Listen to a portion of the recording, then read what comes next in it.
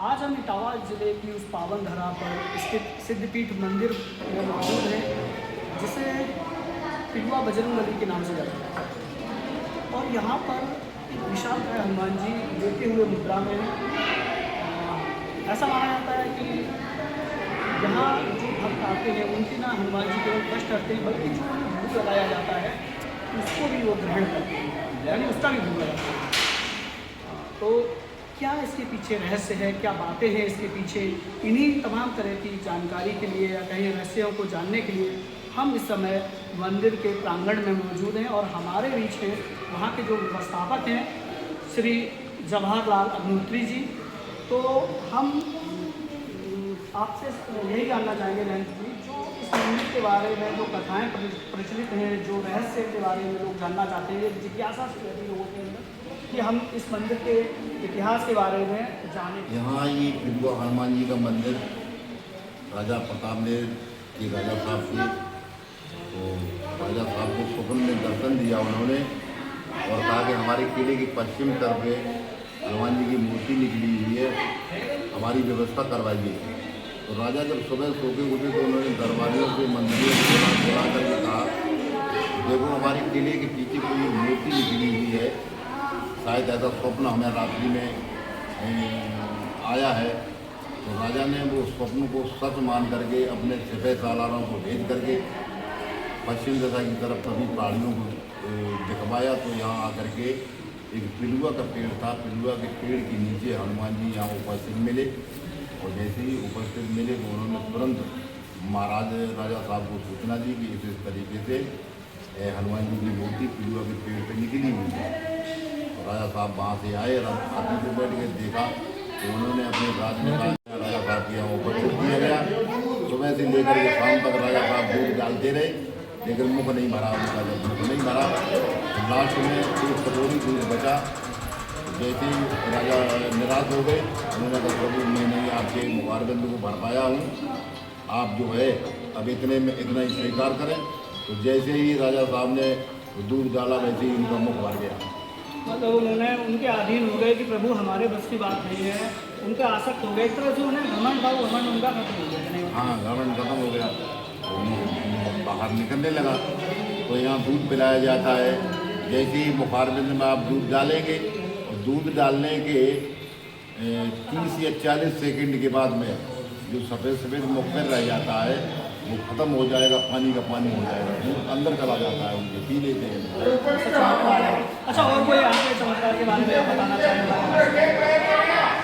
जो भी यहाँ आकर के व्यक्ति हनुमान जी के मंगलवार के हाथ खोले और निरंतर भक्ति भाव से जो मनोकामना लेकर के आता है वो ठीक हो जाता है व्यक्ति।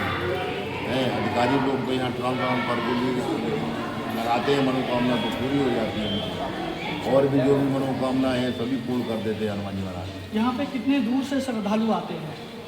तो हॉलैंड से आया था, हॉलैंड से हॉलैंड से आया? हाँ हॉलैंड से एक व्यक्ति आया था आज 2 साल पहले। तो लड्डू वड्डू तमाम दुनिया के खिलाता रहा है, उसके बाद में नहीं खिला पाया और लौट करके चला गया फिर अपने देश वापस। मतलब वो भी एक अहंकार लेके आए थे कि हम हनुमान जी को उनका पेट भर देंगे पूर्णतः, मतलब संतुष्ट करके आएंगे हनुमान जी को, लेकिन एक अहम लेके आए थे साथ में। हाँ घमंड तोड़ दिया हनुमान जी, तोड़ दिया उन्होंने। अच्छा, और यहाँ पे जो व्यवस्था रहती है उसके बारे में थोड़ा बताइए। जैसे आपने कहा देश विदेश सब जगह से लोग यहाँ आ रहे हैं, भक्तगण आते हैं, तो उनके रुकने ठहरने अपने बल पे खड़ा कर दिया है। पुराना मंदिर था सभी तोड़वा करके और उसे अपने हिसाब से बना करके, यहाँ जगह भी नहीं थी, जगह बहुत कम थी, अब तो बहुत जगह उन्होंने कर दी है। बाहर से लेकर के अंदर तक जितनी भी बिल्डिंग है और पास में कहीं लोग बाग हवन करने हनुमान जी पर आते हैं कि हमारे यहाँ अकाल न पड़े, ओला न पड़े, तो हवन यहाँ प्रतिवर्ष करते हैं और पास गांव वाले लोग बाग प्राकृतिक आपदा से बचने के लिए। हाँ प्राकृतिक आपदा से बचने के लिए यहाँ हवन करवाते हैं। तो यहाँ अभी तक हमारी समझ में तो ओला पड़ा नहीं है और सभी जगह पड़े हैं, लेकिन यहाँ ऐसे ओले नहीं पड़े हैं कि जिससे नुकसान हो। हनुमान जी जयंती है तो कल क्या विशेष कार्यक्रम होंगे यहाँ? विशेष भीड़ होगी यहाँ पर, श्रद्धालु लोग आएंगे हनुमान जी का जन्मोत्सव मनाने के लिए, इसीलिए ये सजावट वगैरह हो रही है। अच्छा, उनके भंडारे की व्यवस्था? हाँ जो भी श्रद्धालु लोग भंडारे भी करवाते हैं। अच्छा, आज की युवा पीढ़ी इन सब चीज़ों से परहेज़ करती है एक तरह से, कुछ, सब नहीं, सबकी नहीं कह रहे हैं, बहुत से लोग इन चीज़ों से दूर रहते हैं, अवॉइड करते हैं, मतलब नहीं मानते हैं इन चीज़ों, तो उनको आप क्या समझते हैं? उनके अंदर चंडलत्व पड़ा हुआ है, कहते हैं कौन पत्थर पूजे, लेकिन असली शक्ति देवी देवताओं में ही है, नवग्रह भगवान में है, ग्रहों में असली शक्तियाँ हैं, देव जो भी हैं सभी सजीव है। हर चीज़ देव नहीं होगा तो हम ही आप नहीं रहेंगे। डॉक्टर भी बोल देते हैं कि हम, मतलब भैया हम कोशिश कर रहे हैं लेकिन बाकी भगवान के भरोसे, जब वो मानते वो भी तो पढ़े लिखे हैं। बिल्कुल बिल्कुल बिल्कुल, लेकिन युवा पीढ़ी है, युवा पीढ़ी जो है ये मोबाइलों में लगी रहती है, यहाँ आएंगे तो प्रसाद ऐसा लेंगे और लेकिन मोबाइल उनका लगा हुआ ऐसे, तो उनका प्रसाद हनुमान जी को थोड़ी, वो तो मोबाइल में चला गया। आस्था, उनका दिमाग, ध्यान तो पूरा मोबाइल पे है, हनुमान जी पे तो ध्यान है ही हनुमान जी नहीं। पे ध्यान ही नहीं, तो उनका प्रसाद भी बेकार हो जाता है। तो उन्हें शिक्षा, माँ बाप की गाइडिंग बढ़िया नहीं है।